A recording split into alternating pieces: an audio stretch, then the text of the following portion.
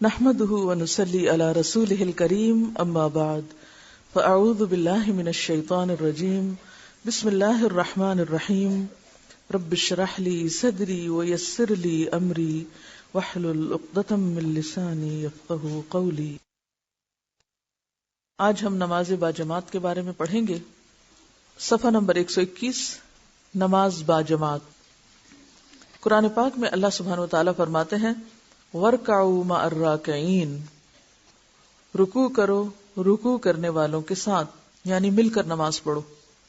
سورۃ النساء میں جہاں صلاۃ خوف کی تفصیل بیان ہوئی، وہاں پر اللہ تعالیٰ فرماتے ہیں وَإِذَا كُنْتَ فِيهِمْ فَأَقَمْتَ لَهُمُ الصَّلَاةَ فَلْتَقُمْ طَائِفَةٌ مِّنْهُمْ مَعَكَ وَلْيَأْخُذُوا أَسْلِحَتَهُمْ، جب آپ ان کے درمیان موجود ہوں اور ان کے لیے نماز قائم کریں، یعنی جماعت کرائیں، امامت کرائیں، تو ایک گروہ کو ان میں سے آپ کے ساتھ کھڑے ہونا چاہیے اور چاہیے کہ وہ اپنا اسلحہ بھی لیے رکھے۔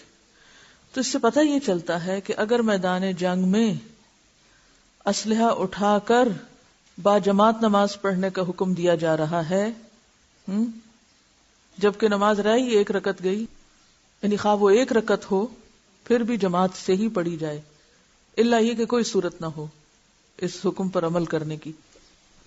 تو اگر میدان جنگ میں جماعت کرانے کا حکم ہے تو حالت امن میں اور عام حالات میں پھر یہ حکم کس درجے پر ہوگا، آپ سب اس کا اندازہ کر سکتے ہیں۔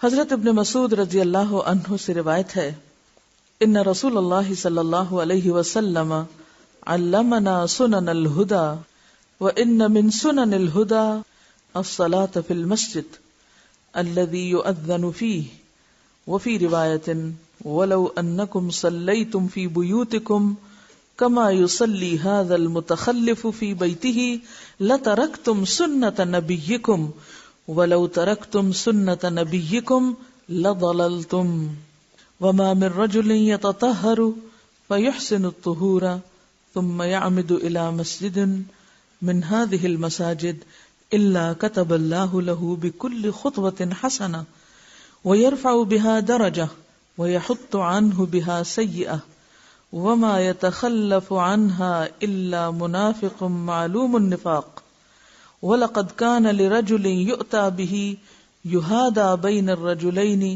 يقام في الصف۔ بے شک رسول اللہ صلی اللہ علیہ وسلم نے ہمیں ہدایت کے طریقے سکھائے۔ ان ہدایت کے طریقوں میں یہ بات بھی شامل ہے کہ اس مسجد میں نماز ادا کی جائے جس میں آذان دی جاتی ہے، یعنی ہدایت کے طریقوں میں ایک طریقہ کیا ہے کہ اس مسجد میں نماز پڑھی جائے جہاں آذان ہوتی۔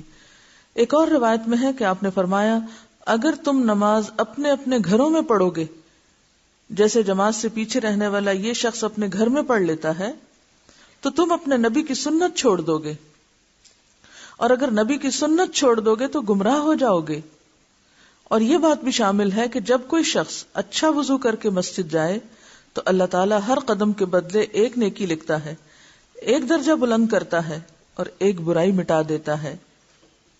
جماعت سے سوائے کھلے منافق کے کوئی پیچھے نہیں رہتا، بیمار بھی 2 آدمیوں کے سہارے نماز کے لیے آتا تھا۔ رسول اللہ صلی اللہ علیہ وسلم نے فرمایا اکیلے شخص کی نماز سے جماعت کے ساتھ نماز پڑھنا 27 درجے زیادہ ثواب رکھتا ہے۔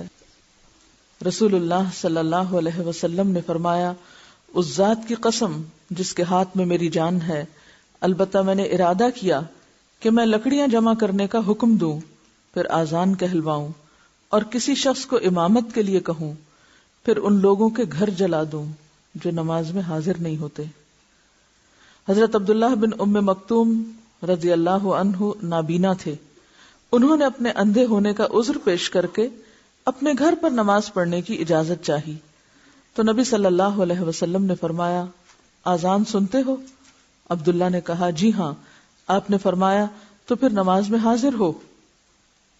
آپ سوچئے ذرا کہ نابینا کو گھر میں نماز پڑھنے کی اجازت نہیں ملی، اور آنکھوں والے جو آذان سن کے مسجد میں نماز پڑھنے نہیں جاتے، ان کا قیامت کے دن پھر کیا حال ہوگا۔ ایک اور حدیث میں آتا ہے جو شخص آذان سنے پھر باجماعت نماز ادا نہ کرے تو اس کی کوئی نماز نہیں، یعنی اس کی نماز ہی نہیں، الا یہ کہ کوئی عذر رکاوٹ بن گیا ہو، کوئی ایسی مجبوری آ گئی ہو کہ واقعی وہ عذر ہو. یہ ابن ماجہ کی روایت ہے. اب وہ عذر کیا عذر ہے کہ جس میں انسان کے اندر استطاعت ہی نہیں، وسعت ہی نہیں. اسی لیے آپ دیکھتے ہیں کہ صحابہ کرام بیمار بھی ہوتے تھے تو سہارا لے کے مسجد میں آ جاتے تھے. آپ صلی اللہ علیہ وسلم نے مرض الموت میں بھی مسجد آ کر نماز پڑھائی تھی. یعنی صحابہ کرام بھی یہی کرتے تھے، بیمار بھی ہوتے تھے تو جب تک ہمت ہوتی تھی مسجد پہنچتے تھے، اور خود آپ صلی اللہ علیہ وسلم بھی بیماری کی حالت میں جب ہوش ہوتا تو مسجد میں آ کے نماز پڑھاتے تھے. اب اگلا مسئلہ ہے عورتوں کو مسجد میں آنے کی اجازت. یعنی یہ احکام بنیادی طور پر مردوں کے لیے ہیں. نماز باجماعت مردوں پہ لازم ہے، بعض کے نزدیک واجب ہے، بعض کے نزدیک فرض عین ہے، بعض علماء فرض کفایہ کہتے ہیں اور بعض اس کو سنت مؤکدہ کہتے ہیں. لیکن کوئی بھی اس کو نفل کا درجہ نہیں دیتا کہ ٹھیک ہے کوئی پڑھے تو پڑھے، نہیں پڑھتا تو کوئی بات نہیں. لیکن عورتوں کے لیے اس میں کیا حکم ہے؟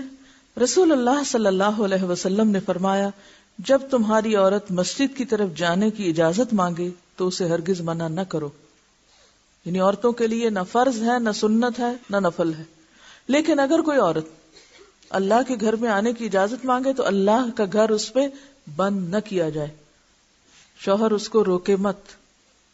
حضرت ابن عمر رضی اللہ عنہ سے روایت ہے کہ نبی اکرم صلی اللہ علیہ وسلم نے فرمایا تم اپنی عورتوں کو مسجد میں آنے سے منع نہ کرو اگرچہ ان کے گھر ان کے لیے بہتر ہیں. یعنی ساتھ ہی یہ بھی عورتوں کو بتا دیا گیا کہ گھر میں نماز پڑھنا زیادہ اچھا ہے.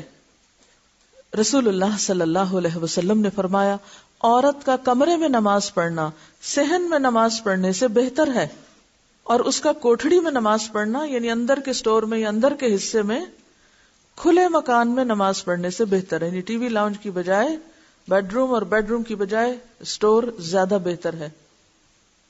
عورتوں کو خوشبو لگا کر مسجد جانے کی ممانعت ہے.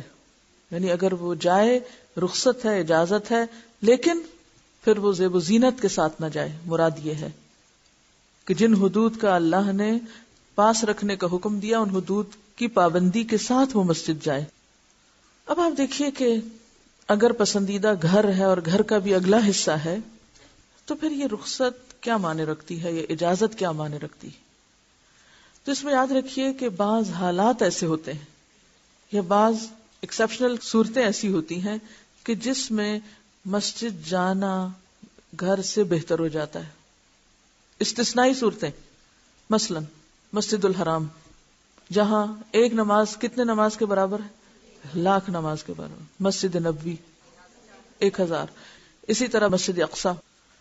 اب آپ دیکھیے، اب آپ یہاں سے مکہ تو چلے جائیں اور ہوٹل میں نماز پڑھ لیں لیکن مسجد نہ جائیں، تو جو لوگ کہتے ہیں نا نہیں ہوٹل میں ہی پڑھ لیں یا جو جگہ بھی انہوں نے لی وہاں پڑھ لیں، تو بات یہ ہے کہ ہوٹل بہتر ہے یا مسجد بہتر ہے؟ اگر دو میں آپ کمپیریزن کریں تو ہوٹل اور مسجد میں کریں نا، وہاں آپ کا اپنا گھر تھوڑی ہے. تو وہاں جا کر بھی ہوٹل میں پڑھنے سے بہتر کیا ہے پھر اب؟ مسجد. دوسری بات، رمضان کا موقع ہے، اب آپ کو قرآن حفظ نہیں، آپ کے محلے میں آپ کے قریب ویسینٹی میں ایسی مسجد ہے جہاں اہتمام ہے، اور یہ بھی آپ کو معلوم ہے کہ جب بہت سارے لوگ اکٹھے ہو کے نماز پڑھتے ہیں تو اس کے اپنے فائدے بھی ہیں. تو اگر کبھی عورت اپنے گھر کی ذمہ داریوں سے فارغ ہے اور وہ وہاں جا کر پڑھنا چاہتی ہے نماز تو پڑھ سکتی ہے. تیسری چیز، بعض ایسے ممالک ہیں جہاں گھروں میں مسجد سے اذان کی کوئی آواز نہیں آتی، جہاں کا پورا ماحول ایک غیر اسلامی ماحول ہے. وہاں آپ کو مسلمانوں کی اجتماعیت بھی کہیں نہیں ملتی. وہ کوئی مسلمان کہیں رہتا، کوئی کہیں رہتا، کوئی کہیں رہتا، کوئی قریب مسجد نہیں. اب اگر مسلمان گھرانوں میں خواتین موجود ہیں اور وہ سال ہا سال اذان نہیں سنتی، سال ہا سال مسلمانوں کی اجتماعیت کو نہیں دیکھتی، تو ان کی حالت کیا ہوگی؟ تو اللہ کا گھر انسان کے اندر ایک اور طرح کا ایمان اور ایک اور کیفیت پیدا کرتا ہے، یعنی ماحول انسان پر اثر انداز ہوتا ہے. لہذا ایسی صورت میں کیا کرنا چاہیے کہ جب آپ یہ سمجھیں کہ مسجد جانا آپ کے ایمان میں اضافے کا سبب ہے یا اجر و ثواب میں اضافے کا سبب ہے، تو اس وقت پھر تعصب کا ثبوت نہ دیں. اور اسی وجہ سے ہم دیکھتے ہیں کہ صحابیات آپ صلی اللہ علیہ وسلم کے زمانے میں فجر اور عشاء تک کی نمازیں بھی مسجد میں پڑھا کرتی تھی اور کوئی روکتا نہیں تھا. ہاں بعد میں جب علماء نے دیکھا کہ حالات خراب ہو گئے ہیں تو پھر اس کو ڈسکریج بھی کیا گیا. اعتدال کا راستہ کیا ہے کہ عام حالات میں آئیڈیل سچویشن کیا ہے، عام حالات میں آپ گھر پر ہی رہیں، وہیں نماز پڑھیں، اندر کے حصے میں زیادہ خشوع خضوع ہوگا. لیکن اگر آپ بازار جا رہی ہیں شاپنگ کے لیے تو نماز قضا کرنے کی بجائے بہتر ہے کہ راستے میں کوئی مسجد ہے تو ایک طرف ہو کے نماز ادا کر لیں. یا آپ حج عمرے پر ہیں یا اور اسی طرح کے خاص مواقع ہیں، جیسے عید کا موقع ہے، جیسے رمضان کی تراویح کا موقع ہے، تو اس موقع پر آپ اجتماعی عبادت میں بھی شریک ہو سکتے ہیں. یہ رخصت اسی لیے رکھی گئی ہے. نماز با جماعت کے متفرق مسائل. متفرق کا کیا معنی ہوتا ہے؟ مختلف. رسول اللہ صلی اللہ علیہ وسلم نے فرمایا اذا اقیمت الصلاة ووجد احدکم الخلاء فلیبدأ بالخلاء. اگر جماعت کھڑی ہو جائے اور کسی شخص کو پیشاب وغیرہ کی حاجت ہو تو پہلے اس سے فراغت حاصل کرے پھر نماز پڑھے. یعنی جسم پر کوئی ایسی کیفیت نہیں ہونی چاہیے جس سے نماز کا خشوع متاثر ہو یا نماز میں دھیان بار بار اس طرف جا رہا ہو. جو شخص اذان سن کر مسجد میں جماعت کے لیے بغیر کسی عذر کے نہ پہنچے، یعنی گھر میں نماز پڑھ لے، تو رسول اللہ صلی اللہ علیہ وسلم نے فرمایا اس سے نماز قبول نہیں کی جاتی. یہ ابن ماجہ کی روایت ہے. اسے امام ابن حبان، حاکم اور ذہبی نے صحیح کہا ہے. یعنی اس قدر تاکید ہے مسجد جانے اور جماعت کے ساتھ خصوصاً نماز پڑھنے کی مردوں کے لیے. جس جگہ 3 آدمی ہوں اور وہ جماعت سے نماز نہ پڑھیں تو ان پر شیطان غالب ہوتا ہے. یعنی 3 لوگ اکٹھے ہوں اور پھر وہ اکٹھے نماز نہ پڑھیں تو ان پہ شیطان غالب ہوتا ہے، اور شیطان غالب آ کے پھر کیا کرتا ہے؟ آپس میں لڑاتا ہے. دیکھا جائے تو یہ نماز با جماعت کوئی معمولی کام نہیں ہے. یہ مسلمانوں میں اتحاد، اتفاق، باہم کوآرڈینیشن، ایک دوسرے کے قریب لانے کا بہترین نسخہ ہے. اگر آپ اکٹھے ہیں اور پھر نمازوں میں بکھرے ہوئے ہیں تو کوئی ایک وقت ایسا نہیں کہ جہاں پر آپ جمع ہو سکیں، تو پھر کون سا موقع ہوگا؟ کیونکہ نماز میں انسان اللہ کے نام پہ جمع ہوتا ہے نا، اللہ کی عبادت کے لیے جمع ہوتا ہے. تو جو لوگ اللہ کے نام پر عبادت کے وقت، نماز کے وقت جمع نہ ہو سکیں، وہ پھر کسی اور کے نام پر کہاں جمع ہو سکتے ہیں اور کس طرح جمع ہو سکتے ہیں؟ یعنی 3 مرد کہیں بیٹھے ہوئے ہیں، کام کر رہے ہیں اور ہر ایک اپنی اپنی دنیا میں مشغول ہے، اور نماز کے وقت بھی وہ ایک دوسرے کو نہیں بلاتے کہ آؤ اکٹھے ہوں، ایک جگہ کھڑے ہوں، ایک جگہ بیٹھیں، تو پھر وہ کہاں اکٹھے ہوں گے؟ اسی وجہ سے آپ نے جو پیشن گوئی کی تھی کہ سب سے پہلے میری امت میں نماز با جماعت یا نماز کا جو سسٹم ہے اس میں خلل آئے گا اور اس کی تاربوت جو ہے وہ بکھرے گی، اور پھر اس کے بعد باقی چیزیں. رسول اللہ صلی اللہ علیہ وسلم نے فرمایا اگر شام کا کھانا تیار ہو اور نماز کا وقت ہو جائے تو پہلے کھانا کھاؤ، کیونکہ عام طور پر ان کے ہاں ایک ہی میل ہوتا تھا اور وہ شام کا. اور یہ بھی پتہ چلتا ہے کہ ان کا شام کا کھانا کتنا ارلی بھی ہوتا تھا، بالکل عین سونے کے وقت نہیں ہم لوگوں کی طرح. تو پہلے کھانا کھا لو اور کھانا کھانے میں جلدی نہ کرو، یا جیسے رمضان میں افطار کے وقت بھوک لگی ہوتی، حضرت عبداللہ بن عمر کا کھانا تیار ہوتا اور جماعت بھی کھڑی ہو جاتی تو وہ اس وقت تک نماز کے لیے نہ آتے جب تک کھانے سے فارغ نہ ہو جاتے، حالانکہ وہ امام کی قرات بھی سن رہے ہوتے تھے. تو یہ نہیں کہ وہ جماعت ساری ختم کر دے، مراد یہ ہے کہ اللہ اکبر امام کہہ چکا، اس نے سورۃ الفاتحہ شروع کر دی تو یہ پیچھے سے جوائن کر لیتے تھے. لیکن اگر کھانا لگا اور کھانا شروع کیا ہوا تو کھانا کھا کر نماز شروع کرتے. ایک اور بات یہ کہ ان کا کوئی 7 کورس میل نہیں ہوتا تھا کہ جس میں پھر ان کو 1-2 گھنٹے چاہیے ہوتے تھے کھانا کھانے میں اور انجوائے کرنے میں. وہ چند کھجوریں اور پانی یا تھوڑی بہت کوئی چیز ہوتی تھی جسے کھانے میں بھی 10-12 منٹ لگتے تھے کہ ایک دفعہ اذان ہوئی، اذان کے بعد جب تک اقامت ہوتی ہے اور نماز شروع ہوتی ہے جب تک وہ کھانا کھا کے بھی پہنچ جاتے تھے. سردی اور بارش کی رات میں رسول اللہ صلی اللہ علیہ وسلم نے گھروں میں نماز پڑھنے کی اجازت دی ہے، کیونکہ اس زمانے میں نہ تو سڑکیں پکی تھیں اور نہ لوگوں کے پاس گاڑیاں تھیں کہ جن میں بیٹھ کر وہ مسجد تک جا سکیں. آج جب کہ یہ ساری سہولتیں موجود ہیں اور سردی کے انتظامات گھر میں بھی ہیں اور مسجد میں بھی ہیں. اسی طرح بارش سے بچنے کے لیے اگر آپ نے پورچ میں گاڑی کھڑی کی ہوئی ہے تو اس میں آپ دیکھیں گے کہ بارش ہو یا نہ ہو کوئی خاص فرق نہیں پڑتا. آپ کمرے سے نکلے اور سیدھے گاڑی میں جا بیٹھے. تو ان سہولتوں کے ہوتے ہوئے پھر یہ رخصتیں نہیں رہتی. لیکن جب بارش تکلیف اور اذیت کا سبب ہو، آپ کے پھسلنے کا، گرنے کا اور سردی سے بیمار پڑنے کا، تو پھر اور بات ہے. اس زمانے میں تو پھر سارے ہی کام رک جاتے تھے نا. لیکن یہ کس قدر افسوس کی بات اور حیرت کی بات ہے کہ ہم دنیا کے کاموں کے لیے تو بازار گھوم آئے، چاہے بارش ہو رہی ہو یا سردی ہو. یعنی انہی دنوں میں انہی راستوں، سڑکوں پہ ہم گاڑیاں دوڑاتے پھریں اپنی دنیا کے لیے. لیکن جب نماز کا وقت ہو تو یہ حدیث یاد کر لیں کہ وہ اجازت ہے گھر میں پڑھنے کی، کیونکہ سردی ہے آج یا بارش ہے آج. تو یہ بھی دیکھا جائے گا کہ کس کانٹیکسٹ میں یہ بات کہی گئی ہے. صفوں میں مل کر کھڑا ہونے کا حکم. رسول اللہ صلی اللہ علیہ وسلم نے فرمایا، سووا صفوفکم فإن تسویۃ الصفوف من اقامت الصلاۃ. اپنی صفوں کو برابر کرو. بلا شبہ صفوں کا برابر کرنا نماز کے قائم کرنے میں سے ہے. صف کی درستگی اقامت صلاۃ کا حصہ ہے. قرآن حکیم میں ہے وَأَقِیمُوا الصَّلَاةَ، اور نماز قائم کرو. تو قائم کرو کا معنی کیا ہے؟ یعنی ارکان اور سنن کی تعدیل. تعدیل کا مطلب اطمینان سے ادا کرنا، ہر ایک کو اس کا حق دینا. تعدیل کا لفظ کس سے ہے؟ عدل سے ہے. عدل کس کو کہتے ہیں؟ انصاف کو. اور نماز میں انصاف سے مراد کیا ہے یا برابری سے مراد کیا ہے؟ کہ ہر رکن اس کا اپنی اپنی جگہ صحیح طور پر ادا ہو، ایک دوسرے میں ملا ہوا نہ ہو. سنن کی تعدیل اور رعایت سے نماز پڑھو. رسول اللہ صلی اللہ علیہ وسلم فرماتے ہیں کہ صفوں کا سیدھا کرنا بھی نماز کے قائم کرنے میں داخل ہے. اس سے معلوم ہوا کہ صفوں کا ٹیڑھا ہونا نقصان کا موجب ہے. صفوں کا ٹیڑھا ہونا نقصان کا موجب ہے. کیا نقصان ہے؟ اختلاف کا سبب ہے. صفوں کا بننا، باجماعت نماز پڑھنا اتحاد کا ذریعہ ہے، اور صفوں کا بکھرنا اختلاف کا ذریعہ ہے. رسول اللہ صلی اللہ علیہ وسلم نے فرمایا، صفوں کو سیدھا کرو، کیونکہ صف کو سیدھا کرنا نماز کے حسن میں سے ہے. حضرت نعمان بن بشیر رضی اللہ عنہ روایت کرتے ہیں کہ رسول اللہ صلی اللہ علیہ وسلم ہماری صفوں کو ایسا برابر کرتے گویا ان کے ساتھ تیروں کو برابر کرتے ہوں، بالکل سٹریٹ. یہاں تک کہ ہم نے نبی صلی اللہ علیہ وسلم سے صفوں کا سیدھا کرنا سمجھ لیا.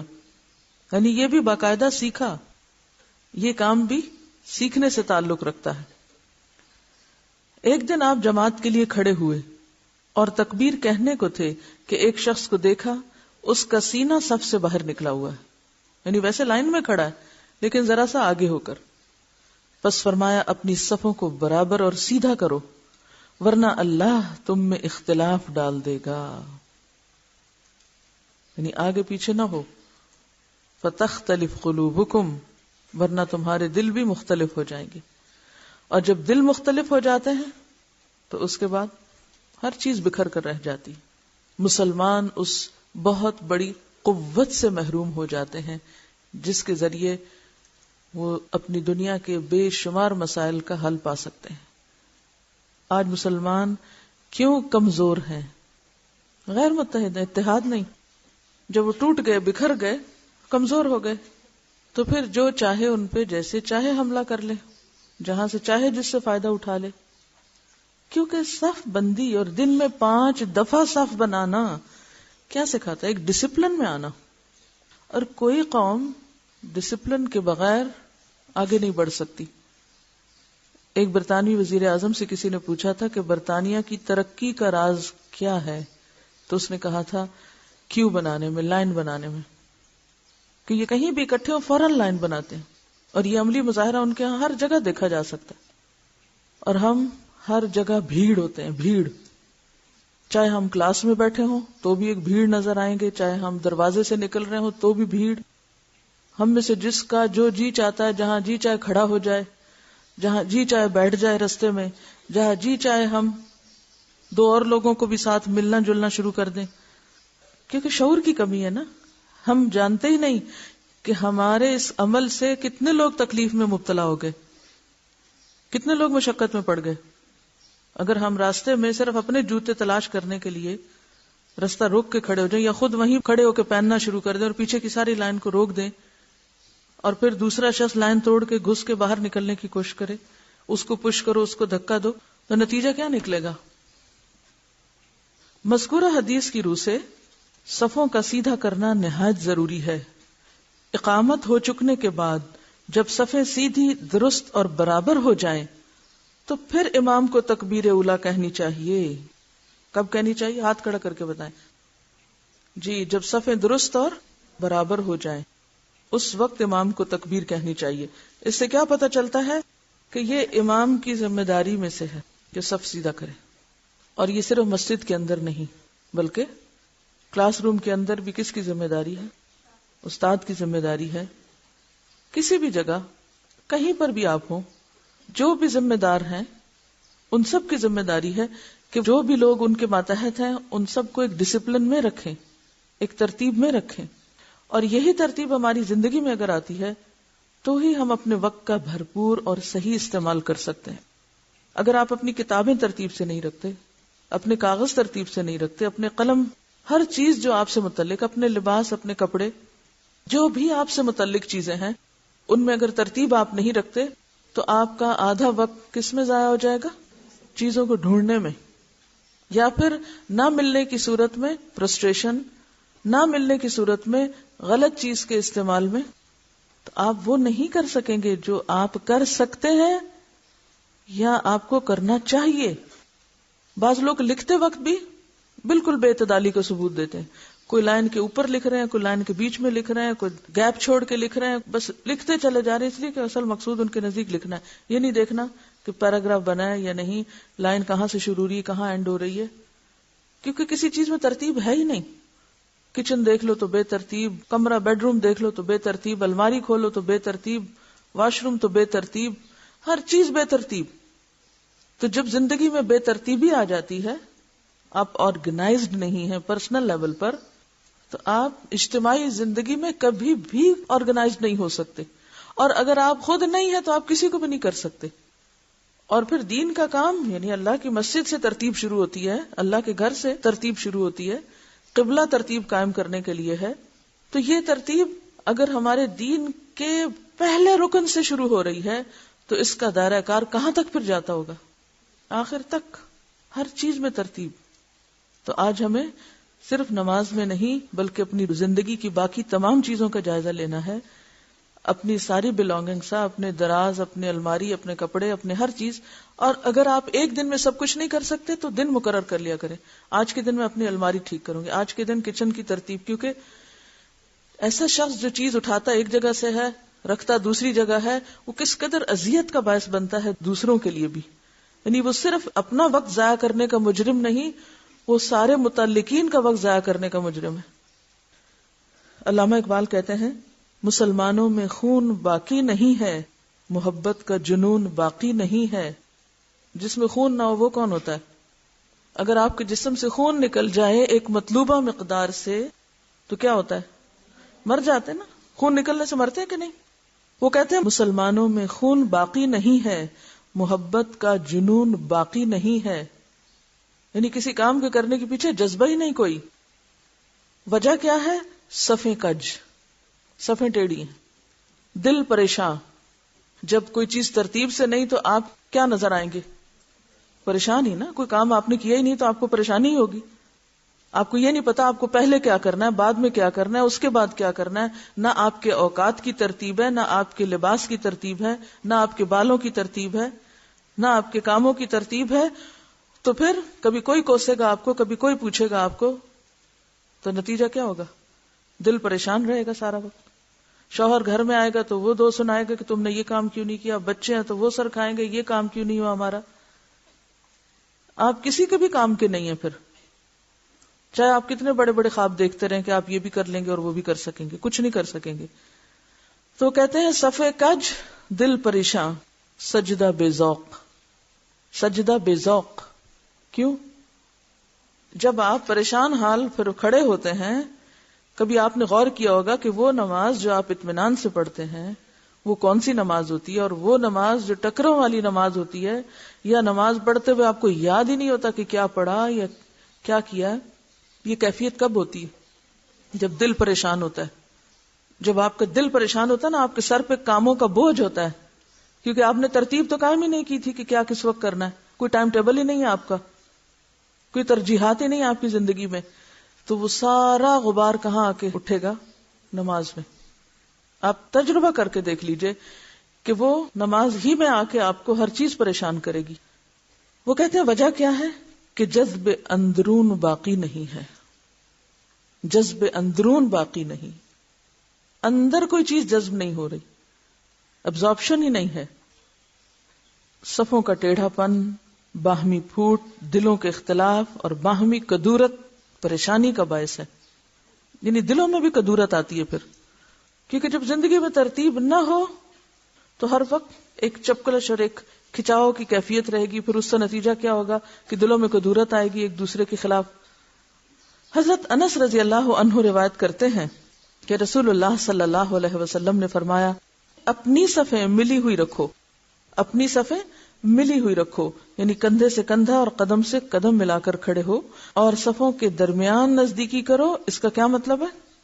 ایک صف اور دوسری کے درمیان اتنا فاصلہ نہیں ہونا چاہیے کہ ایک کمرے کے اگلے سے بن جائے اور ایک پچھلے میں، اور بیچ میں پورے کمرے کا فاصلہ ہو. نہیں، ایک صف سے دوسری صف کے بیچ میں اتنا ہی گیپ ہو کہ پچھلی صف کے لوگ آسانی سے سجدہ کر سکیں. یعنی دو صفوں کے درمیان اتنا فاصلہ نہ چھوڑو کہ وہاں ایک اور صف کھڑی ہو سکے. اور گردنیں برابر رکھو، یعنی سب برابر جگہ پر کھڑے ہو کہ گردنیں برابر ہو. قسم ہے اس ذات کی جس کے ہاتھ میں میری جان ہے، تحقیق میں شیطان دیکھتا ہوں، میں شیطان کو دیکھتا ہوں جو صف کے شگافوں میں داخل ہوتا ہے، گویا کہ وہ بکری کا سیاہ بچہ ہے. یعنی نماز کے وقت وہ پھر خوب بیچ میں گھومتا پھرتا ہے. آپ ذرا تصور کریں کہ آپ جماعت کے لیے کھڑے ہیں اور کوئی چھوٹا سا بچہ ہے، وہ مسجد میں کبھی کسی کے آگے سے گزرتا ہے، کبھی کسی کے پیچھے سے، کبھی ادھر سے کبھی ادھر سے. کیا ہوتا ہے نماز میں؟ کسی کا دھیان لگے گا؟ نہیں. اسی طرح شیطان سیاہ بکری کے بچے کی طرح صفوں کے بیچ میں گھومتا پھرتا رہتا ہے. جب وہ گھومتا ہے تو پھر نماز میں خشوع و خضوع کہاں سے آئے گا؟ پھر توجہ کہاں سے آئے گی؟